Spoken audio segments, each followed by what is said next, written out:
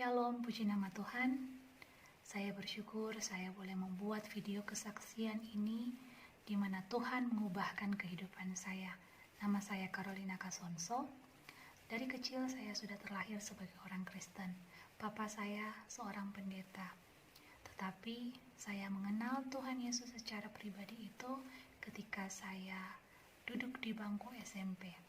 Nah, saya mengenal teman saya bernama Tini Celomboan. Dia mengajak saya untuk berdoa bersama. Nah, di sini saya boleh mengetahui, saya mulai memahami, saya mulai mengenal pribadi siapa Tuhan Yesus sebenarnya itu melalui doa. Dan mulai dari situ mujizat-mujizat terjadi di dalam kehidupan saya. Singkat cerita, pada waktu SMA saya mengikuti persekutuan di Hermadidi bersama Kak Vana Sompi. Nah, di sini saya dibukakan mengenai baptisan yang sebenarnya, baptisan yang alkitabiah, yang seperti Tuhan Yesus teladankan, yaitu baptisan selam. Nah, di sini saya mau taat akan firman-Nya. Apa yang Tuhan perintahkan sesuai dengan Alkitab, itu saya lakukan. Saya tidak menjelekkan satu denominasi atau mengagungkan satu denominasi, tetapi yang saya pegang itu adalah kebenaran firman Tuhan. Apa yang dikatakan di dalam Alkitab, kita tidak boleh menambahkan dan kita tidak boleh mengurangi. Firman Tuhan katakan, menyambut kerajaan Allah sebagaimana selayaknya anak kecil. Jadi sebagai anak-anak Tuhan, kita menerima firman Tuhan itu tanpa perlu kita poles-poles lagi, tetapi kita menerima itu original. Seperti seorang bayi menerima makanan tanpa bumbu-bumbu penyedap rasa yang lain.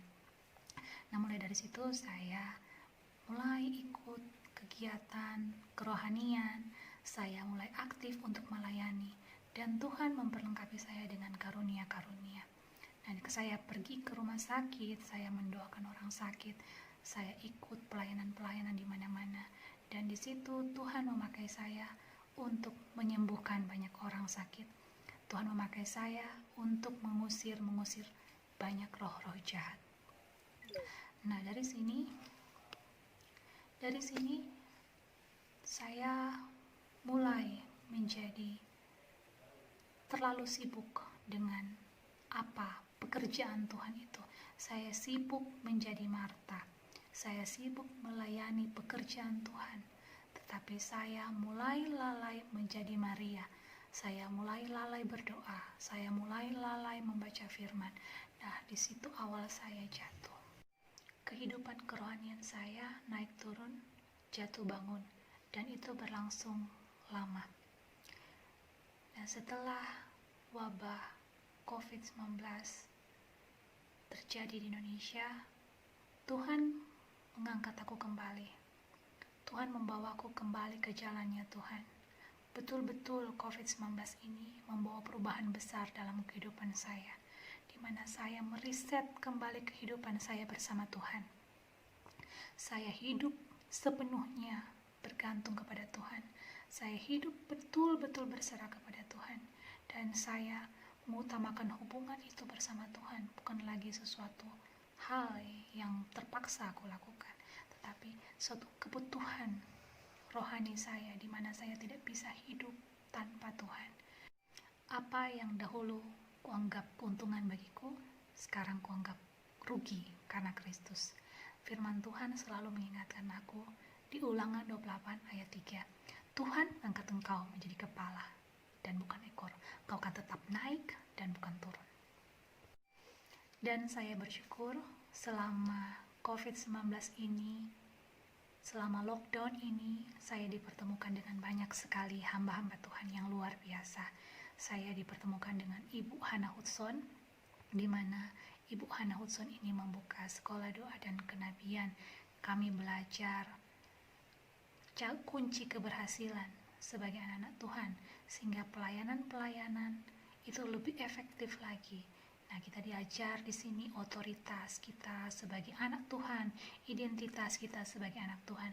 Saya bersyukur saya boleh dibukakan Tuhan mengenai ini, saya dikokohkan Tuhan, saya diperkuat kembali dasar-dasar saya untuk melayani Tuhan. Bagi saya, COVID-19 ini adalah cara Tuhan untuk meriset kembali anak-anaknya, untuk memurnikan kembali anak-anaknya, untuk mengubahkan kembali anak-anaknya, untuk mempersiapkan kembali anak-anaknya, menyambut kedatangan Raja di atas segala raja, menyambut kedatangan Mesias kita yang kedua kalinya.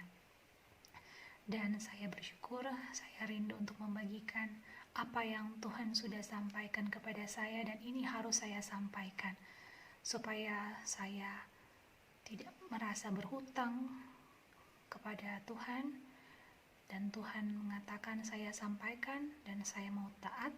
Saya harus menyampaikan ini sebagai kebenaran-kebenaran dan perintah Tuhan untuk saya bagikan kepada saudara-saudara. Jadi pada tanggal 28 Mei ya, saya mendapatkan firman Tuhan yang Tuhan menyuruh saya untuk membuka firman Tuhan di Habakuk 3.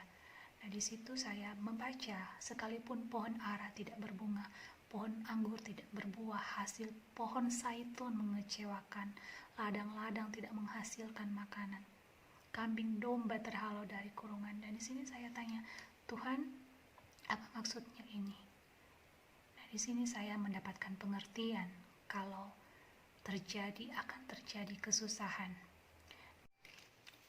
Dan pada tanggal 1 Juni, ketika saya terbangun pagi, Roh Kudus memberikan saya kata Safnat Paanea. Kata Safnat Paanea ini adalah nama yang diberikan Firaun kepada Yusuf, karena pada zaman dulu ketika mengalami masa kesukaran, masa kelaparan 7 tahun lamanya, Yusuf yang mengartikan mimpi Firaun.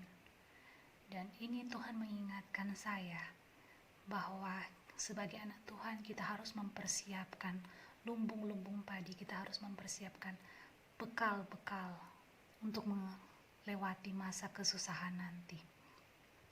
Dan pada tanggal 2 Juni, keesokan harinya, ketika saya berdoa, saya memuji dan menyembah Tuhan, Tuhan memberikan kata rehuma.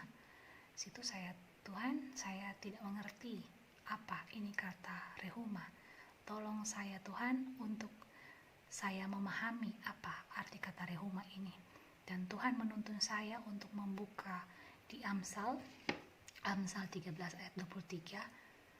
Dan sini saya kaget, ada firmannya, ada ayatnya, huma orang miskin menghasilkan banyak makanan.